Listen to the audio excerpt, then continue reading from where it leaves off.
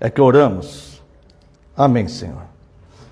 Amada Igreja do Senhor Jesus Cristo, venho vos proclamar Cristo, o Redentor, o Deus que veio buscar e salvar o perdido. As Escrituras nos declaram o que já sabemos de cor, que Cristo veio buscar e salvar o perdido. A pergunta que este sermão fará é: como ele faz isso?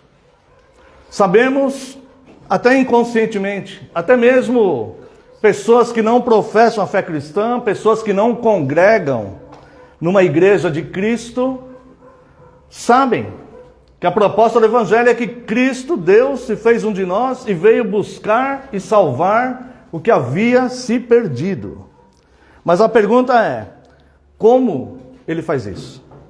Cristo regenera o seu povo através do arrependimento sincero e genuíno que procederá do resultado da ação da palavra de Cristo pregada no pecador. Ou seja, ele vai regenerar através do arrependimento, que vai proceder do resultado da palavra de Cristo genuína que é pregada ao pecador.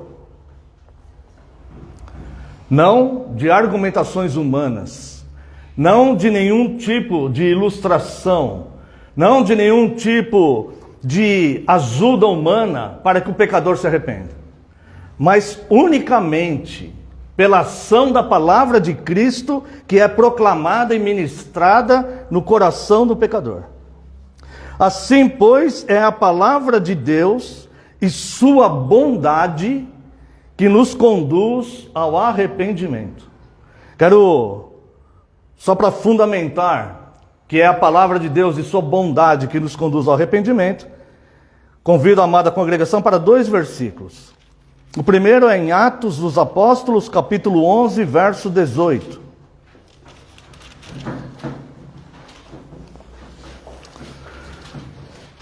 E ouvindo eles estas coisas, apaziguaram-se e glorificaram a Deus, dizendo: logo, também aos gentios foi por Deus concedido o arrependimento para a vida.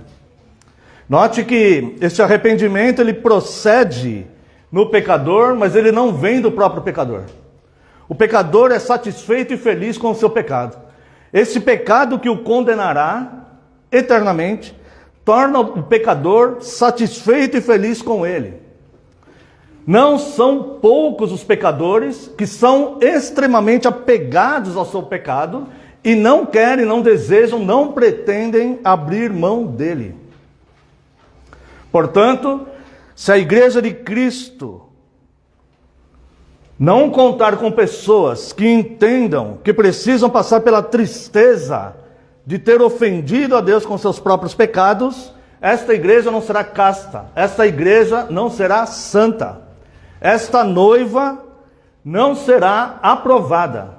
Portanto, é necessário que se proclame, que a igreja proclame, e que cada indivíduo que deseja ser membro da igreja proclame a si mesmo, ou seja, que a sua mente proclame para a sua alma, que é Deus que conduz ao arrependimento para a vida. Portanto, eu preciso dessa ação de Cristo, que deixou a sua glória de ser servido pelos anjos e veio, pisou neste abismo para nos buscar. E assim nos conceder, através da sua santa palavra, o genuíno e verdadeiro arrependimento. Trata-se da bondade de Deus para conosco. Quero convidar a amada congregação para o 2º versículo que mencionei. Em Romanos, carta do apóstolo Paulo aos Romanos, capítulo 2, verso 4.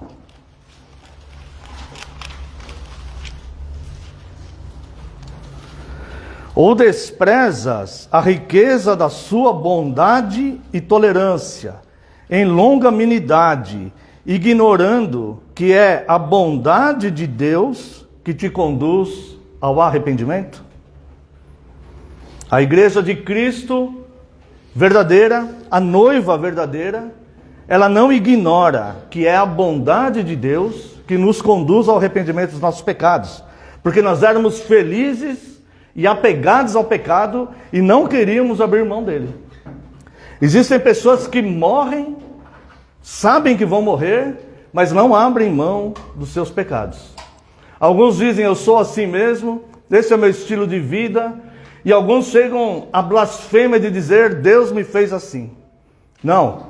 Gênesis 1:31. Deus olhou e viu que tudo que fez era bom. Deus criou o homem bom, como diz o livro de Eclesiastes. Mas ele se meteu em muitas astúcias. O homem se corrompeu ao longo da caminhada. E Deus, generosamente, por sua bondade, através do sacrifício de Cristo e da pregação sobre Cristo, produz o arrependimento no Criador. Cientes disso, nós devemos entender que nós devemos buscar em Deus o arrependimento. O pecador, ele não tem que olhar para o pecado que ele tanto ama e dizer, eu me arrependo de você e simplesmente vou ser cristão, porque ele não vai conseguir fazer isso.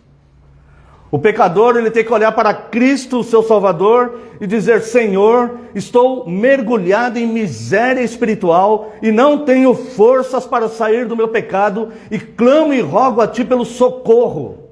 Me socorra, me tire deste mundo mal. Estou sendo afogado neste rio corrompido. E eu clamo a Ti, que atue dentro de mim. Portanto, quando o pecador tapa os ouvidos para não ouvir a santa palavra de Deus, quando o pecador, ele coloca prioridades para não estar no culto santo a Deus, ele está sendo iludido quando ele diz para o seu próprio pecado, não, eu me arrependo de você e vou ser cristão. Ele não está sendo. Aquele que tem consciência que precisa da salvação e regeneração, ele vai fazer todos os atos da fé. Senhor, eu preciso da Tua palavra. Senhor, fale comigo. Eu não posso ficar sem ouvir a Tua palavra. Eu não posso ficar fora da comunhão. Eu não posso ficar fora dos Teus cultos. Porque eu conheço a miséria do meu pecado. E eu não quero mais ofender ao Senhor. Porque eu tenho profunda tristeza e inconformidade comigo mesmo. Porque eu faço essas coisas. E busco prazer nessas coisas. E busco satisfação pessoal nessas coisas. E fundamento a minha vida nessas coisas. Portanto, Senhor, tenho profunda tristeza por eu ser assim. Este é o cidadão dos céus. Não for a misericórdia de Deus em nos revelar a Sua palavra por bondade, e seríamos apenas enlaçados pelos pensamentos mundanos. Errar é humano, todo mundo erra. Eu procuro fazer o melhor, mas ninguém é perfeito. Essa filosofia humana tem levado legiões de pessoas a segui-lo. Não, eu também mereço ter felicidade, Deus quer que eu seja feliz, eu devo amar mais a mim mesmo do que ao meu próximo. Enquanto Cristo ele fala, largo é o caminho que conduz à perdição, e muitos são os que se perdem por ele. Estreito é o caminho que conduz à salvação, e poucos são os que são salvos através dele. Aquele, portanto, que está muito satisfeito com a sua vida pecaminosa, este não é o cidadão do céu. Ele não vai herdar o reino dos céus. Aquele que está de forma sincera, inconformado com os seus próprios pecados, é esse que Cristo veio buscar e salvar. Portanto, não for a misericórdia de Deus de nos revelar a Sua palavra por bondade, seríamos apenas enlaçados pelos pensamentos mundanos. Portanto, dê a importância correta à santa palavra de Deus, quando ela lhe é ministrada. Vimos que Cristo usa o arrependimento para alcançar seus pequeninos. Como é, então, o arrependimento? O arrependimento ele é purgativo. As orientações do Papa, quando a reforma veio corrigir a igreja, era o autoflagelo físico. Eu venho proclamar para os irmãos que não é o corpo que deve ser golpeado pelo arrependimento. É a alma, é o coração, é a consciência, é a razão. É isso que nós devemos golpear com o nosso arrependimento, e não o nosso corpo físico. É razoável ferirmos a Deus, nos mantendo obstinadamente mergulhados em pecados, e professarmos sermos cristãos? Isso não é razoável. O cristão, ele não deve viver em pecados. Ele, infelizmente, pecará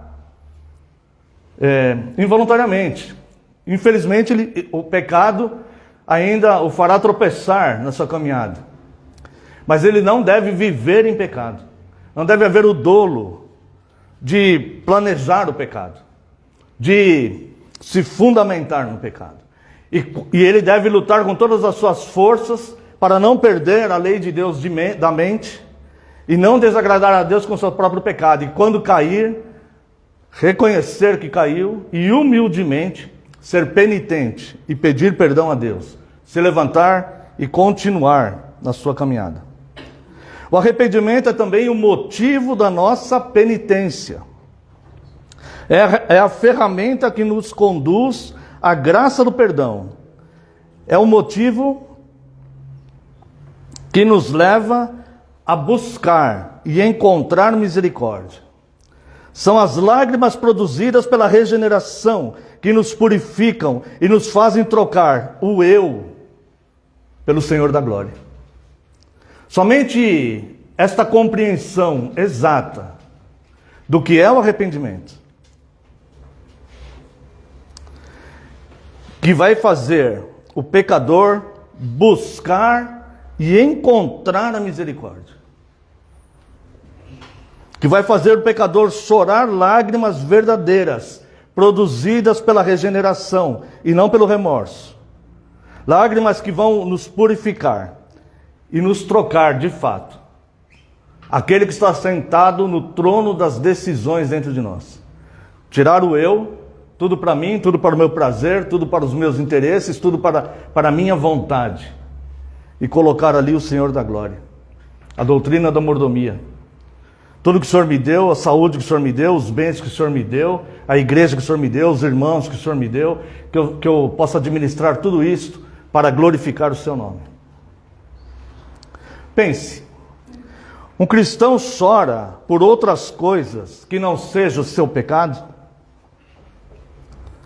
As lágrimas mundanas, elas caem sobre a terra.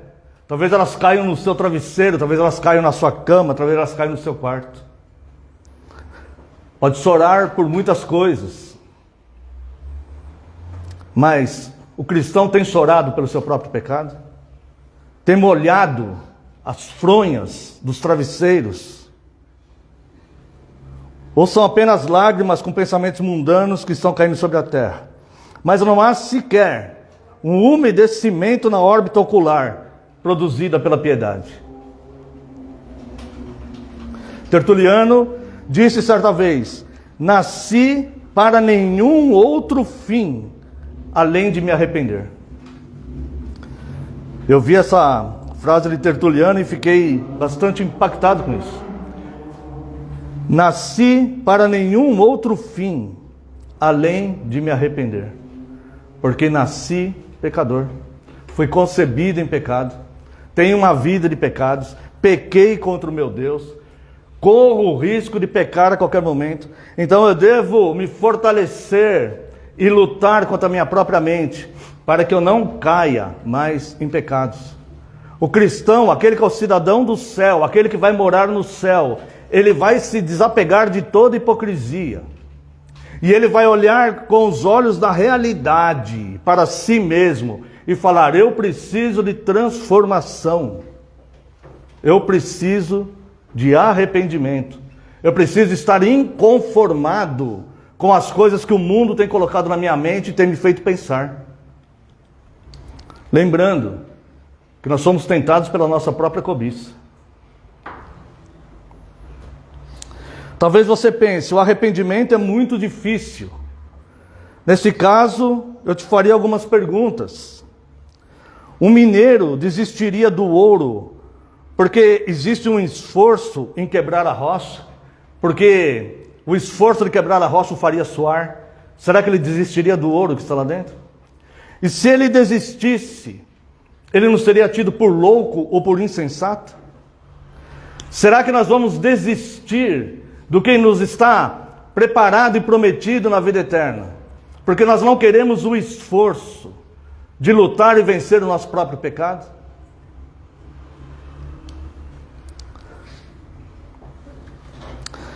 Não é racional e lógico perceber que é melhor ir ao céu com dificuldade do que com muita facilidade perecer no inferno? Se você percebe que isto é racional, então te convido a voltarmos ali em Mateus 18.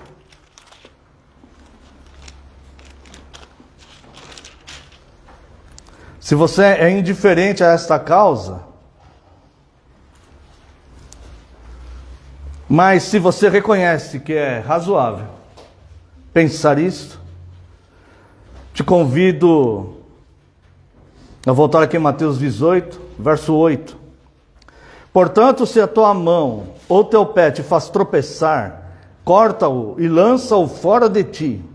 Melhor é entrares na vida manco ou aleijado, do que tendo as duas mãos ou os dois pés, seres lançado no fogo eterno. Se os teus pés têm te conduzido para a prática do mal, se você tem andado em direção ao pecado, se você não tem um freio nos seus pés, se os teus pés te conduzem a situações onde as tuas mãos vão praticar o mal com as suas atitudes, então corta o teu pé e corta a tua mão, porque é melhor você entrar sem o pé e sem a mão. Se as redes sociais te fazem pecar, arranca e lance ela fora de ti. Se uma proposta ilícita no teu emprego te faz pecar, arranca e fique desempregado, mas arranca ele de ti. Se a tua ira te faz pecar, fica no teu quarto um mês, sozinho ali, sem contato com ninguém, para não se irar com ninguém, mas arranca esse mal de ti. Olhe para aquilo que te faz tropeçar e arranque ele da tua vida. É melhor você entrar sem isto no reino dos céus, do que isso te conduzir para as penas eternas. É isso que Jesus está falando. Jesus não veio pregar facilidades. Ele veio mostrar o caminho. Ele veio buscar e salvar o perdido.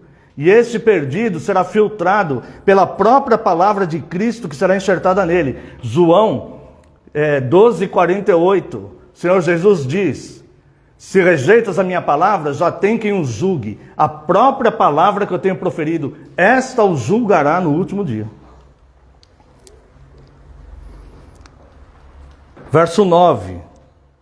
Se um dos teus olhos te faz tropeçar, arranca-o e lança-o fora de ti. Melhor é entrares na vida com um só dos teus olhos, do que tendo os dois seres lançados no inferno de fogo.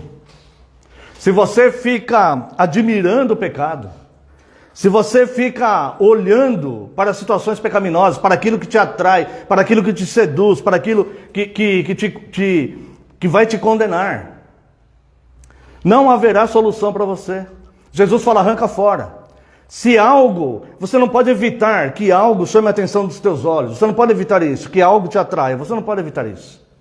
Mas você pode evitar de alimentar isso. Então, se algo atraiu os teus olhos, você olhou e você viu que aquilo é uma situação pecaminosa, não alimente aquilo, se afaste daquilo. O rei Davi saiu na janela do palácio e viu Betseba. E ele foi seduzido ali, o olhar dele foi alcançado ali. Se ele tivesse ido ajoelhado diante do trono e orado e pedindo a Deus misericórdia,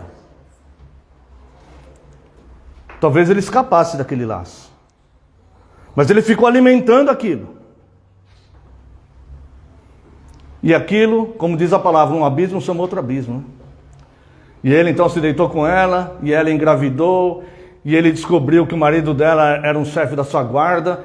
soldado fiel, e ele coloca então aquele homem, ele dá a folga para aquele homem da guerra, para que ele se deitasse com ela, para que fingisse que o filho era dele, mas ele se recusa e fala, não, estou servindo ao meu rei, sou fiel, vou ficar aqui, não vou abandonar os homens aqui. E então Davi pega e coloca aquele homem na frente de batalha, para que morresse ali. Então um pecado chama outro pecado, um abismo chama outro abismo, um mal vai fazendo outro mal, é a estrutura do caminho largo que vai conduzir a pessoa ao inferno. Deus, em profunda misericórdia, envia o profeta Natã, que abre os olhos de Davi. E Davi, então, no arrependimento profundo, abandona a prática daquele mal. Já era um pouco tarde, mas ainda assim conseguiu ter uma vida fiel depois a Deus, embora teve consequências muito tristes daquilo. Nesse texto que vemos em Mateus 18, Jesus aplica o conceito do contraste antagônico.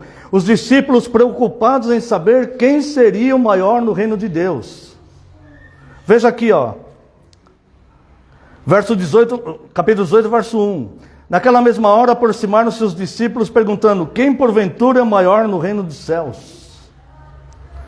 Os discípulos queriam saber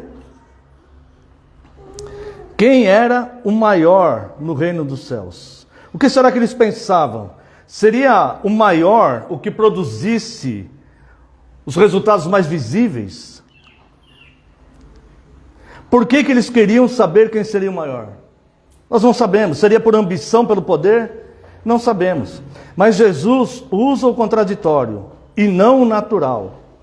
O natural dessa natureza humana caída nossa, nesses sistemas de coisas corruptas e que o mundo vive.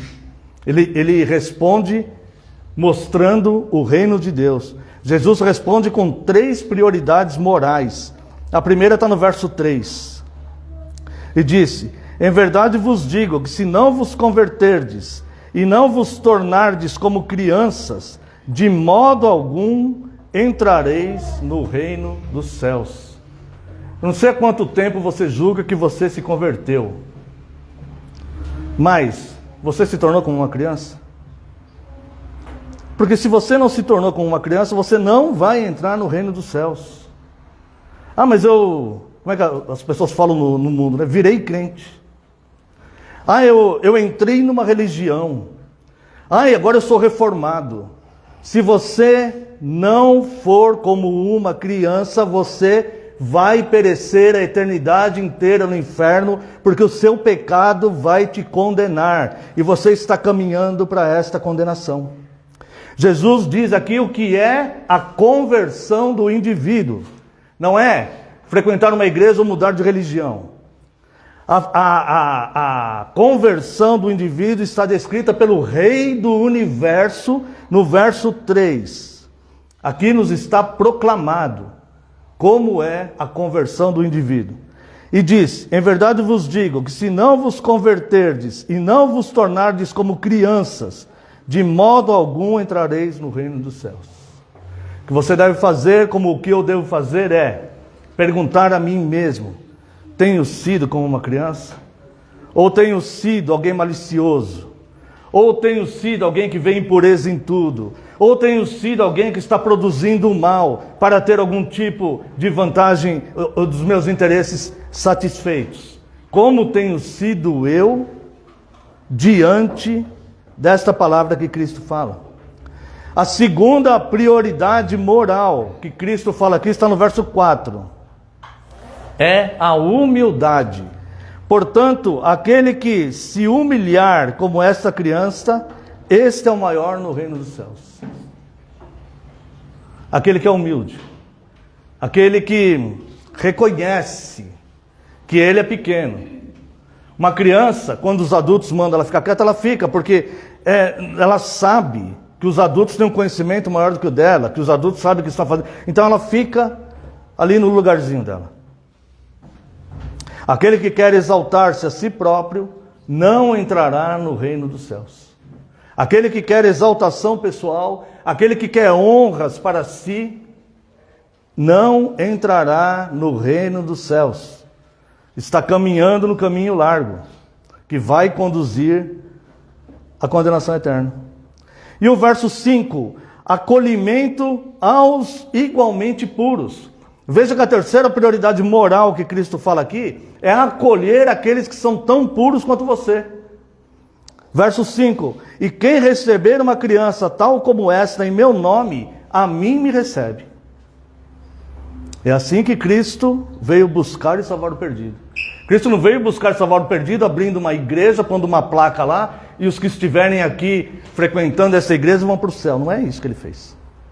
Ele veio transformar o indivíduo de dentro para fora. Ele veio trazer espada e não paz. E essa espada é cortar o pecado. E isso não produz paz em ninguém. Vai produzir paz depois, quando a pessoa se livra do pecado. Mas no momento em que a pessoa está se livrando do pecado, vai trazer tribulação, aquilo vai trazer inquietação. Ela fala, mas eu gosto tanto disso, vou ter que abrir mão disto. E muitos vão perecer nesta luta, porque não terão forças de abrir mão dos seus próprios pecados. Há um outro detalhe importante aqui, que faz diferença. Não é apenas arrependimento por pecar, mas também arrependimento por fazer um dos pequeninos de Cristo pecar. Veja a severidade que há nessas palavras aqui do verso 6 e verso 7. Depois que ele aponta as 3 qualidades morais que o verdadeiro convertido vai ter, ele vai falar aqui, olha, versos 6 e 7. Qualquer, porém, que fizer tropeçar a um destes pequeninos que creem em mim, olha só a comparação que ele faz. Melhor lhe fora que se lhe pendurasse ao pescoço uma grande pedra de moinho e fosse afogado nas profundezas do mar. Eu não imagino quantas toneladas pesava uma pedra de moinho há 2000 anos atrás. Mas não era pouca coisa, não. Uma simples pedrinha, um paralelepípedo amarrado no pescoço era o suficiente para nos afogar. Mas ele fala, aquele que fizer tropeçar a um desses pequeninos que creem em mim, melhor lhe fora lhe pendurasse ao pescoço uma grande pedra de moinho.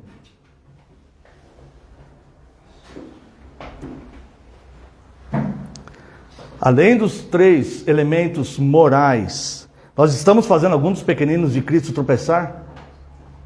E quando nós falamos pequeninos de Cristo, não é só os irmãos da igreja. Porventura você sabe quais são os eleitos que estão lá fora? Nós não sabemos. Você sabe se o teu vizinho é eleito? Nós não sabemos. Você sabe se na tua casa? Você sabe se teu sogro, se tua sogra? Você sabe, porventura, se algum desses é eleito? E se você tem sido pedra de tropeço para ele? O que Jesus está dizendo aqui vai muito além do que simplesmente as pessoas imaginam de salvação e perdição.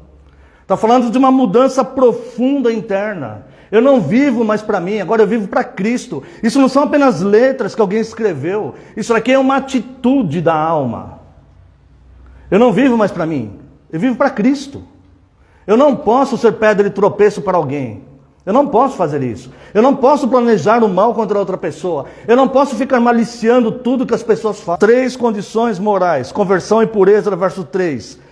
Humildade no verso 4, acolhimento aos igualmente puros do verso 5, e não fazer um dos pequeninos tropeçarem.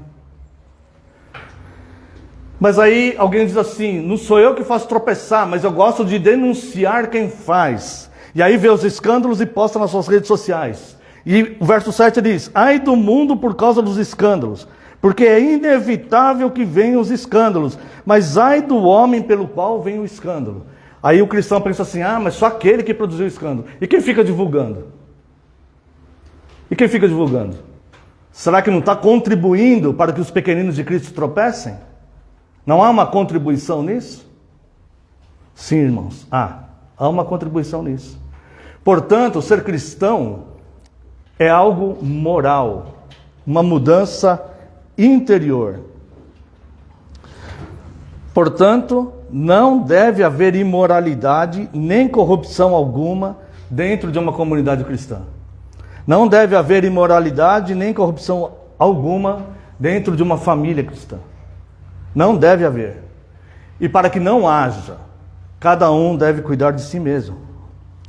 Considere as características do céu descritas no Salmo 15 que nós lemos. Voltemos lá no Salmo 15.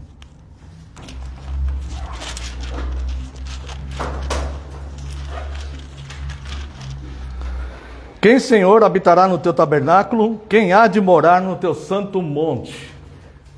Esse catecismo aqui começa com duas perguntas.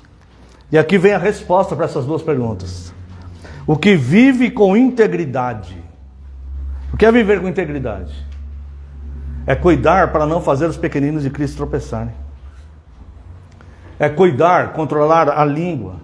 É controlar a mente para não ter pensamentos impuros.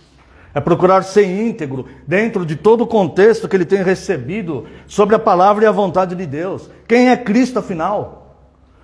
Como que ele nos salva? Se ele veio se transformar em um de nós, o que ele veio fazer aqui? Ele veio ser um personagem da história para 2000 anos depois eu viver como eu quiser e ele vai ter que me salvar porque eu vou numa igreja? Não. É o que vive com integridade, o que pratica a justiça e de coração fala a verdade. Talvez seja uma das coisas mais difíceis nos dias de hoje.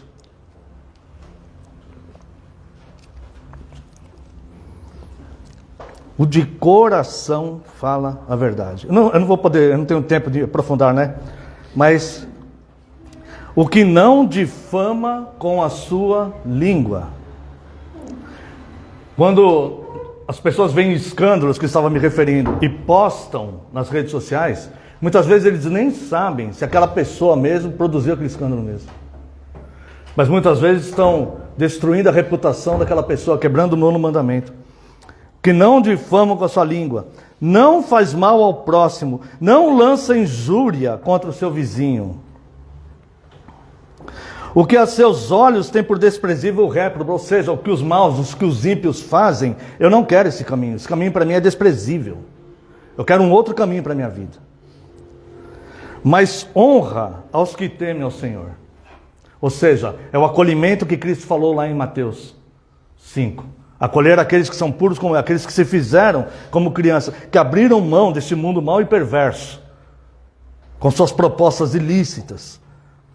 Esses eu quero acolher.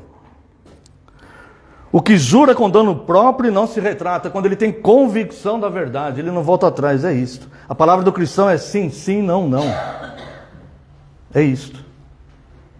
O que empresta o seu dinheiro não com usura, ou seja, sem querer aproveitar da dificuldade de alguém para enriquecer, e não aceita suborno contra o inocente. Irmãos, o suborno contra o inocente não é só dinheiro, mas troca de favores, a manutenção de amizades.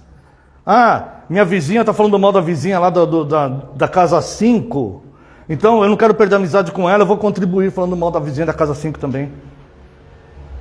O que não aceita suborno contra inocentes.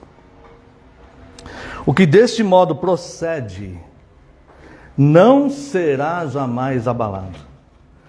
As tribulações da vida vêm, ele passa pelas tribulações da vida, mas ele não será jamais abalado. E para nós finalizarmos, arrependam-se, pois vos está sendo proclamado o reino dos céus. E como Cristo faz para buscar e salvar os perdidos. Mas faça um alerta, o verdadeiro arrependimento não é remorso por sentir a culpa, mas a mudança de estado, a mudança de mente e de coração. O que mentia não minta mais, o que furtava não furte mais, e assim por diante. E eu quero terminar esse versículo dizendo aqui um pequeno trecho de Thomas Watson, que eu vi no seu livro A Doutrina do Arrependimento. Está entre a página 17 e a página 18. Thomas Watson disse isso aqui e eu quero trazer para os irmãos. Um homem permaneceu muito tempo no pecado. Por fim, Deus o detém. Mostra-lhe o risco desesperador que ele corre. Ele se enche de angústia. Não demora, a tempestade da consciência é soprada para longe. E ele se tranquiliza. Então conclui que é um verdadeiro penitente, porque sentiu alguma amargura por seu pecado. Ninguém se engane, isso não é arrependimento. Acabe e Judas tiveram alguma inquietação mental. Uma coisa é ser um pecador aterrorizado, outra é ser um pecador arrependido. O sentimento de culpa é suficiente para gerar terror. A infusão da graça para o arrependimento. O arrependimento depende da ocorrência de mudança do coração. E ele faz um alerta também. Pode haver terror pelo pecado sem mudança de coração. Então o que nós precisamos é uma mudança de estado, uma mudança de coração. Eu não quero ser mais impuro, eu quero ser como uma dessas crianças. E eu quero meditar no que Cristo fez por mim. Quero convidar a amada congregação, nós iríamos louvar com o Salmo 15.